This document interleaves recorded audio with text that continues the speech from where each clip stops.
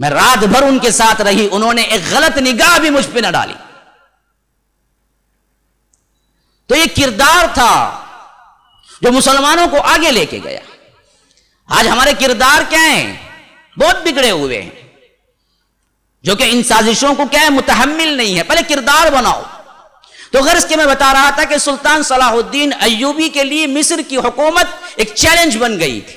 ادھر اپنے تھے جو ان کو گرانے کے لیے تھے، ادھر دوسرے تھے جو صلیبی تھے، ادھر تیسرے تھے جو کہ کیا ہیں سلطان کو کسی نہ کسی طرح اپنی طرف مائل کرنا چاہتے تھے. حتیٰ کہ جب انہوں نے دیکھا کہ سلطان اپنے عزم میں بڑے پختہ ہیں، صلیبیوں سے بھی ایک طرف جنگ جاری رکھی. جاسوس مسلمان جو یہودیوں کے ایجنٹ بنے ہوئے تھے ان سے بھی جنگ جاری رکھی. حتیٰ کہ خود اپنے چچرے بھائی سے لڑنا پڑا، سیف الدین سے، کیونکہ وہ الگ قلعہ تعمیر کیا اور کہا کہ میں تمہارے انڈر میں نہیں آؤں گا، صرف اس وجہ سے کہ یہودیوں نے اس سے کہا تھا کہ اگر تو سلطان سے لڑ لے اور کسی نہ کسی طرح اسے زیر کر لے تو جو مانگتا ہے ہم تمہیں دیں گے. مسلمان تھا ہونے کے باوجود بہت بڑا لشکر لے کے آیا تھا سلطان صلاح الدین ایوبی کے خلاف.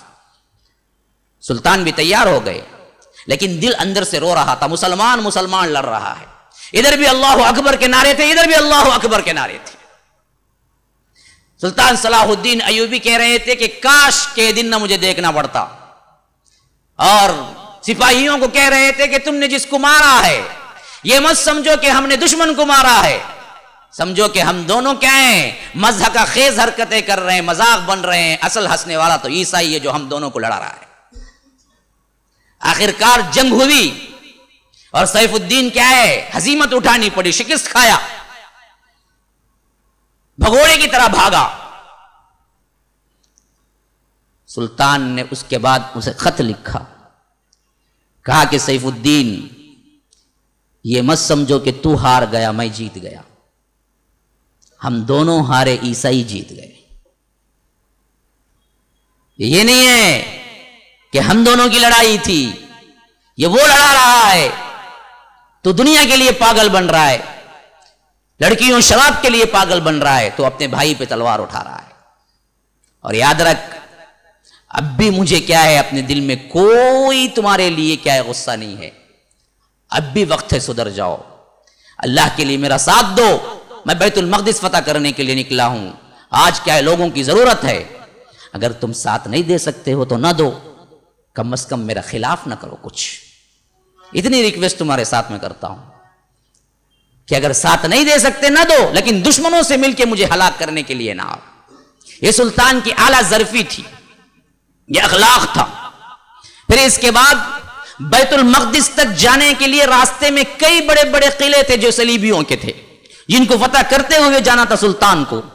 اور سلطان اپنی عمر کے تیزی سے نکلنے والے سالوں سے ڈر رہا تھا کہ اچانک جس طرح نور الدین زنگی کی موت ہوئی، کہیں اللہ تبارک و تعالی بیت المقدس فتح کرنے سے پہلے ہی سلطان کو نہ بلا لے. ان کو بڑی جلدی بھی تھی، کبھی کبھی رویا کرتے تھے. روایتوں میں آتا ہے کہ کبھی کبھی تو پورا دن سواری کے پیٹھ پہ گھوڑے پہ بیٹھ کے گزارتے تھے اور پوری رات نمازوں میں روتے ہوئے گزارتے تھے. جب ان کا دربان آتا اور کہتا کہ آپ تو جنگی حالت میں ہیں اور پھر بھی کیا ہے اتنی آوازاری بھی ہے، تو کہتے ہیں کہ اللہ تبارک و تعالی بس یہ خواہش پوری کر دے کہ میں اپنے ہاتھوں سے کیا ہے اسلام کا جھنڈا بیت المقدس پہ لہراؤں. میں سوچتا ہوں کہ کہیں اتنی مہلت ملے گی بھی یا نہیں ملے گی. یہاں میں تڑپ رہا ہوں اور یہاں مسلمان ہیں کہ خود میرے خلاف اٹھ کے کھڑے ہوئے ہیں. چھوٹے چھوٹے قلعے کے جو جتنے مالک تھے وہ سب سلطان کے خلاف ہو گئے تھے. جگہ جگہ صلیبیوں سے بھی لڑنا پڑتا تھا اور اسی طرح مسلمانوں سے بھی لڑنا پڑتا تھا. اور اللہ تبارک و تعالی نے اتنی ہمت دی تھی، اتنی طاقت دی تھی. کھاتے تو معمولی تھے لیکن ایمان کی قوت اتنی تھی کہ کئی دن سفر اور صرف پیٹھ پہ گزارتے تھے، نہ رات کا سونا نہ دن کا آرام، اور پھر بھی انہیں کیا ہے تھکان محسوس نہیں ہوتی تھی. کئی دنوں کے بعد پڑاؤ ہوتا تو خود سپاہیوں سے کہتے کہ تم پڑاؤ کرو، تم آرام کرو، اور خود تنہا نکلتے کہ کہیں کوئی جاسوس تو نہیں ہے جو ہمارے گرد پھر رہا ہے. جب یہ سب کچھ دیکھا ان لوگوں نے کہ یہ ایک ایسا پتھر ہے جس کو ہم ہٹائے بغیر کچھ نہیں کر سکتے، نہ اس کو شراب نہ اس کو لڑکی سے ہم کچھ کر سکتے ہیں، تو انہوں نے تیسری چال چلی جو حسن بن صباح کا گروہ تھا. یہ بدبخت ترین انسان تھا دنیا کا, جو کہ کیا ہے اپنی ایک گروہ جماعت بنائی ہوئی تھی. کہتا تو اپنے آپ کو مسلمان تھا, لیکن تھا اندر سے باطنی فاطمی. اس کا عقیدہ یہ تھا کہ یہ اسی طرح معصوم ہے جس طرح نبی معصوم ہوتا ہے, جو چاہے کر سکتا ہے. اور اس کی اپنی ایک جنت بنی ہوئی تھی جس میں وہ لوگوں سے خوش ہوتا تھا تو وہاں بھیج دیتا تھا. وہ جنت کیا تھی؟ وہ جنت کوئی بناوٹی جنت نہیں تھی, وہ جنت تھی حشیش, جسے ہیروئن کہتے ہیں, جسے ڈرگ کہتے ہیں. اس کے پاس خاص جڑی بوٹیاں تھی اس کی, جو اگر کسی بندے کو وہ پلا دیتا تو اسے آنکھوں کے سامنے جنت نظر آتی, ننگی ننگی لڑکیاں پھرتی ہوئی نظر آتی اس کو, بس اسی کومے میں چلے جاتا. اور اس نشے کا عادی ایک مرتبہ کوئی بندہ بنتا تو پھر اس کے پاؤں پڑنے سے بھی زری نہ کرتا اگر وہ نہ دیا تو, جیسے یہاں ڈرگس بن جاتے ہیں لوگ, تو وہی حالت ہوتی تھی. اسی حشیش کے ذریعے اس نے ایک بہت بڑا گروہ بنا کے رکھا ہوا تھا, جس کو کہتا تھا کہ میرے حکم کی تعمیل کرو تو اس کے ذریعے اللہ تمہیں جنت دے گا. وہ جنت کیا تھی؟ وہ حشیش پلاتا تھا, بس اس کے بعد انسان اپنے تصوراتی محلات میں پہنچ جاتا تھا. یہ گروہ اس وقت بڑا مضبوط ہو چکا تھا, اور اس کا لیڈر کا نام تھا حسن بن صباح. اور سلطان کے جتنے چیزیں یہ تھکے, خواہ وہ یہودی ہو یا نصرانی ہو یا اسلام مخالف مسلمان ہو, وہ سب جا کے اسی کے پاؤں پہ گرے.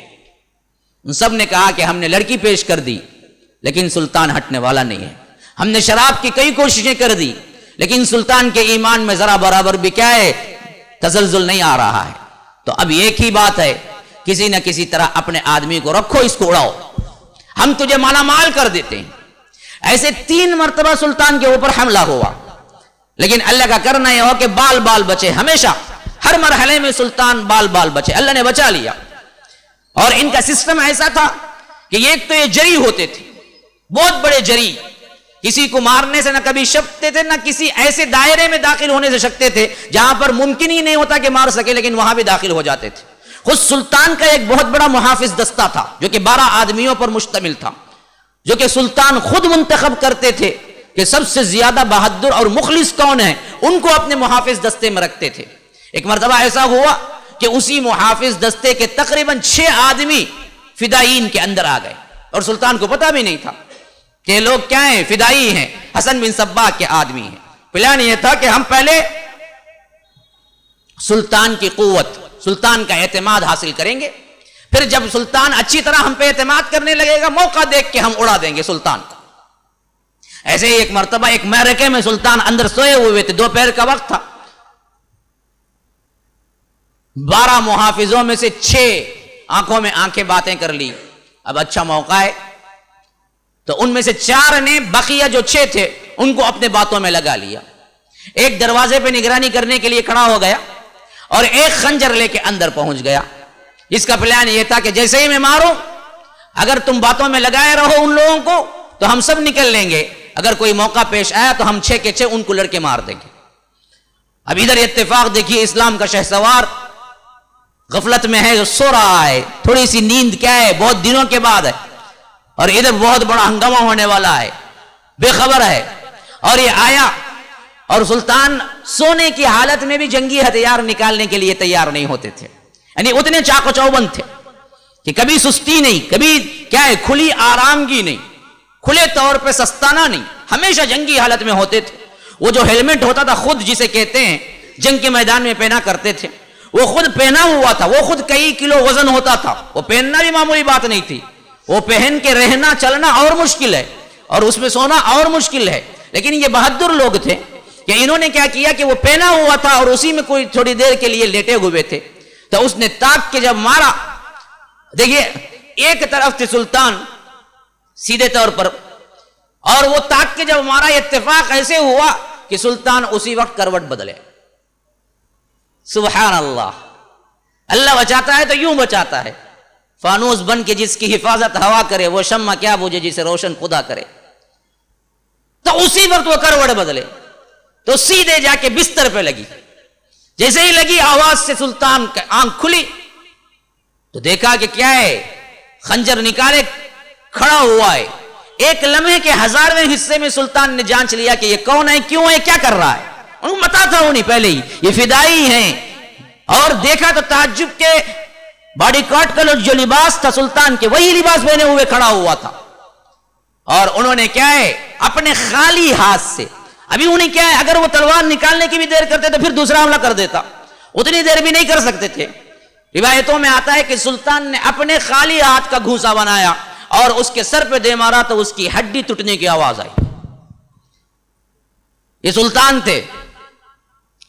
تو جیسے ہی وہ مرا تو اندر دو اور محافظ آ گئے، سلطان نے سمجھا کہ یہ میرے محافظ ہیں، کہا کہ پکڑو اس کو۔ دیکھتے کیا ہیں کہ پکڑنے کے بجائے وہ بھی سلطان پہ حملہ کرنے لگے، تو معلوم ہوا کہ ایک نہیں یہ دو ہیں۔ پھر ان دونوں کا ایک ساتھ مقابلہ کیا ایک چھوٹے سے خنجر کے ساتھ، یہاں تک کہ سب کے سب آ گئے۔ اب اس میں دو گروہ بن چکے تھے، ایک محافظ دوسرے محافظ سے لڑ رہا تھا، حتیٰ کہ اس لڑائی میں سلطان حیران اور پریشان کھڑے دیکھ رہے تھے کہ میرا محافظ اصل کون ہے اور دشمن کا کون ہے۔ یہاں تک کہ جب معرکہ ختم ہوا اور یہ گر پڑے نیچے تو تب معلوم ہوا کہ 12 میں سے 6 دراصل کیا ہے فدائیین ہیں، جو کہ سلطان کو قتل کرنے کی نیت سے بہت پہلے سے ٹریننگ لے کے برابر چڑھ، کیونکہ باڈی گارڈ ایسے ہی کوئی نہیں بن جاتا، سالوں کام کرتا ہے فوج میں، تو پھر وہ ایک اسٹیٹ پہ آتا ہے، پھر وہاں سے کوئی اور پوزیشن پہ آتا ہے، پھر وہاں سے پھر اس کے بعد کیا ہے سلطان کی فوج میں داخل ہوتا تھا۔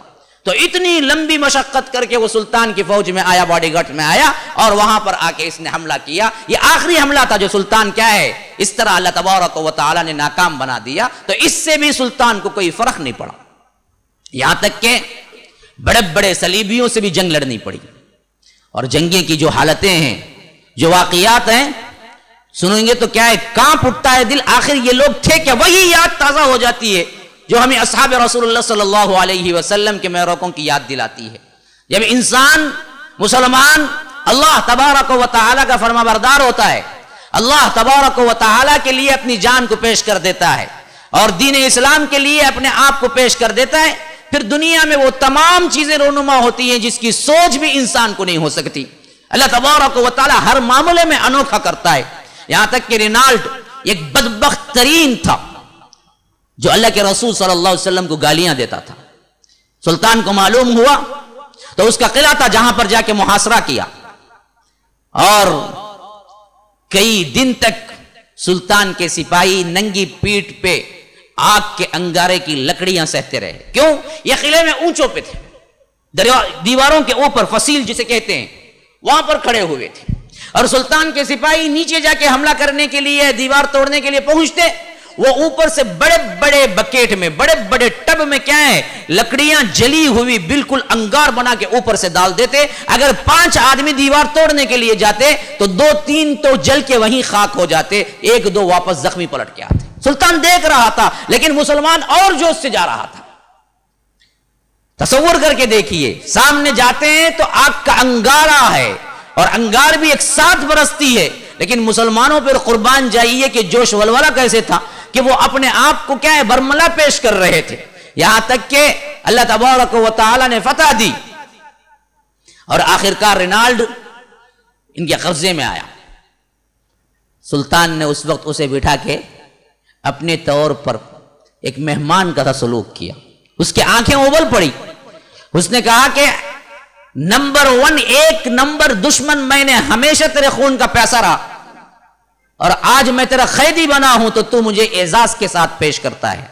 سلطان نے کہا یاد رکھ دشمنی میری اور تیری نہیں ہے، مسئلہ یہ ہے کہ اسلام اور کفر کا معاملہ ہے، اگر تو محمد الرسول اللہ صلی اللہ علیہ وسلم کو گالی نہ دیتا اور یہ بات میرے کانوں تک نہ پہنچتی تو آج بھی میں تجھے معاف کر کے واپس بھیج دیتا، لیکن میرا اپنا نقصان ہوتا تو میں برداشت کر لیتا، محمد الرسول اللہ کو گالی دینے والا بچ کے نہیں جا سکتا، میرے ہاتھوں تو قتل ہوگا۔